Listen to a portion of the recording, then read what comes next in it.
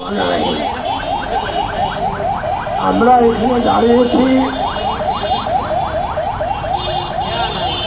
Bangla academy এখনো আধিপত্যবাদের ভূত এখনো চেপে বসে আছে। ভারতীয় আধিপত্যবাদ এদেশ থেকে একবারে মুছে যায়নি। হাসিনা পালিয়ে এসেছে কি, কিন্তু তার দোষরও রয়েছে। 15 বছর সমস্ত প্রতিষ্ঠানে হাজার হাজার তাদের দোষরদের ভুলে রেখে গিয়েছে। বাংলা একাডেমিতে অসংখ্য সেই সমস্ত আধিপত্যবাদী ভূত পেট বলে বসবাস করছে, তাদের বহিষ্কার করতে হবে। বাংলা একাডেমি থেকে যে পরিষদ এটা চেঞ্জ করতে হবে।